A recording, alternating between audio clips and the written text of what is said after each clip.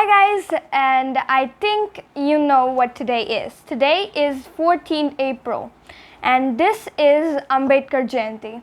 So everyone, happy Ambedkar Jayanti. It is the 133rd Ambedkar Jayanti that we're celebrating today. So, who was Dr. Ambedkar? Well, he was a legend, he was a big scholar, and people still remember him after like so many years. Since his death, it's been like more than 60 years, and people still actively talk about him almost every day. Why? Because he was such a great person, such a great scholar, with such a great mind that everyone needs to talk about him so that they can remind the future generation, the youth, that you have to do it this way, because what he suffered in his time, you don't suffer here. This is the independent India. He did not live in the independent India since his childhood.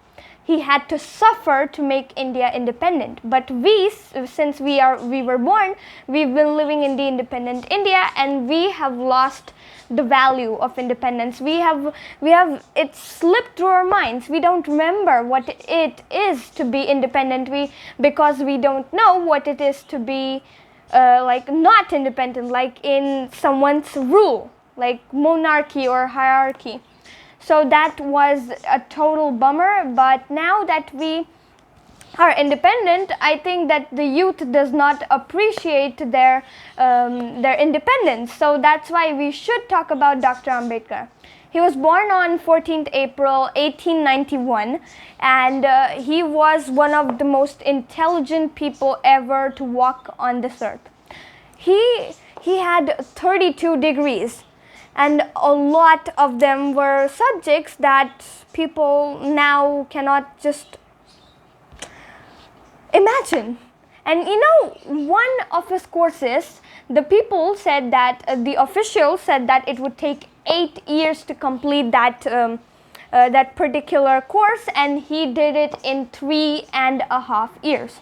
And he proved everyone wrong. And I was so happy to hear that, because no one can do this in this age. And he had almost 3 PhD. And nowadays we have 1 PhD and we act all superior. Well, think how he must have been so humble when he had 32 degrees, 3 PhDs, and he drafted the Constitution of India. He was on that committee, and he was the first Minister of Law and Justice of independent India. Think about that. The first person, the first minister of a particular type of independent country, the first people to ever govern the country. He was among them. The first cabinet of India. He was sitting in that cabinet. Why? Because he was worthy. Why did people elect him to be a representative? Why?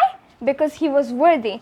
And he was born into Hinduism, but he said that due to the casteism, he would not like to die being a Hindu. Well, that was because of the suffering that he suffered because of his caste, and it should not have been that way, but it was, unfortunately. That's why he converted to Buddhism, because he studied like every main religion of the world, and the one that convinced him the most was Buddhism. It is a very nice religion, so I think he must have liked it so much. He must have, appreciated this religion so much that he converted into Buddhism.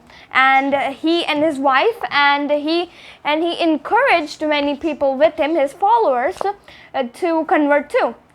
I know that at that time people suffered very much in Hinduism, and so that's why that happened. I mean, I can understand, because, well, he was of a low caste in Hinduism, so people like him suffered very, very, very much.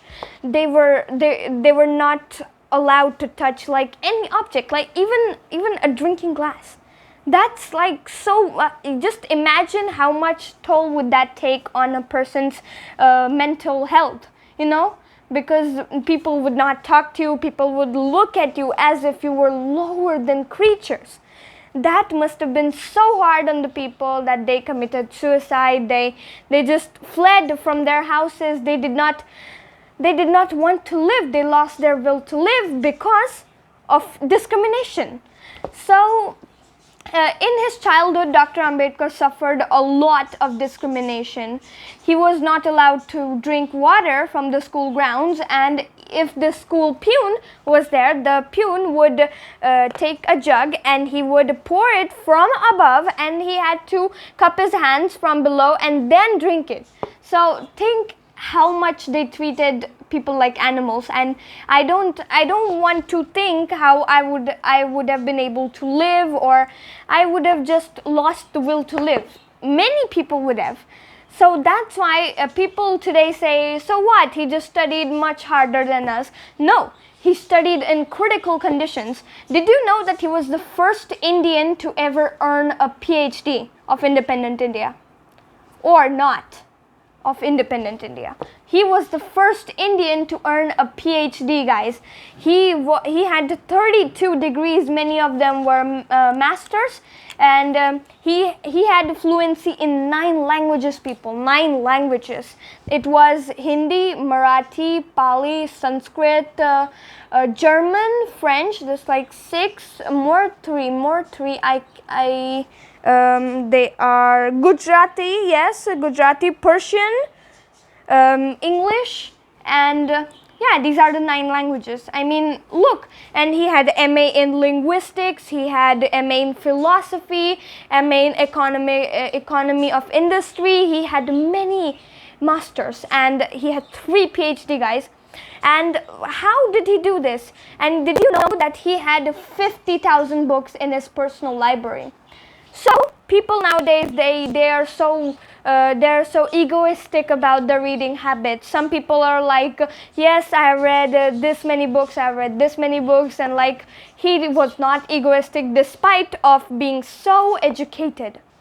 And the colleges that he graduated from, that he took these courses from, were not like open universities or anything. They were reputed colleges of that time. The most reputed colleges of his time, he graduated from them.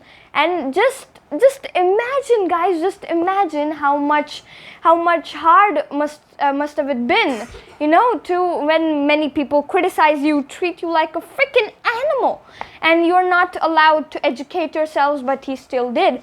And he had that Baroda State scholarships too. He was so intelligent that he had scholarships, almost like many scholarships, and he was abroad for a very long time, and he helped people like remind themselves that educating themselves will just help them to improve their lives, you know, like their financial situations, social situations, mental situations, everything.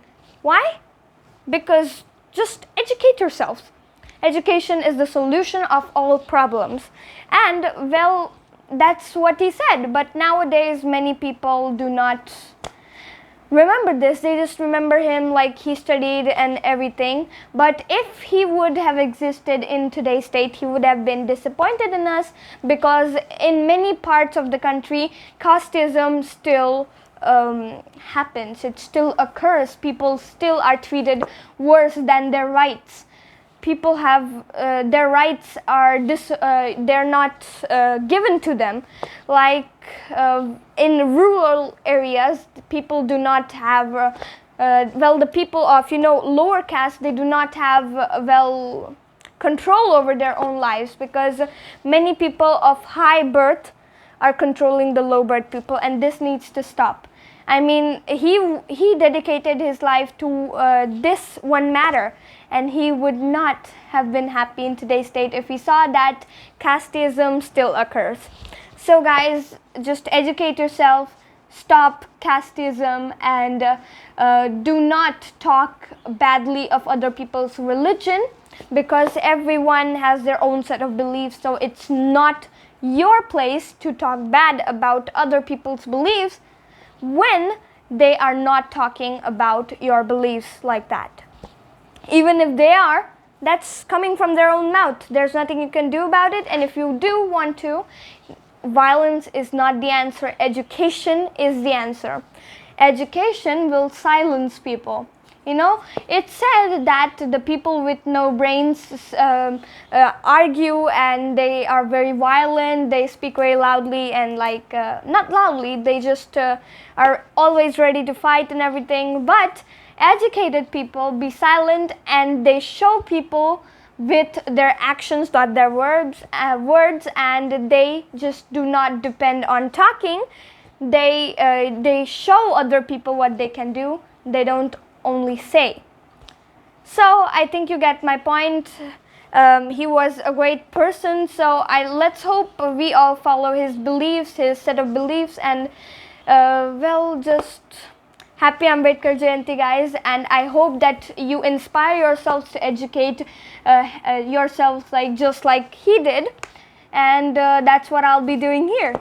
So thank you guys, have a nice day, happy Dr. Ambedkar Jayanti, bye.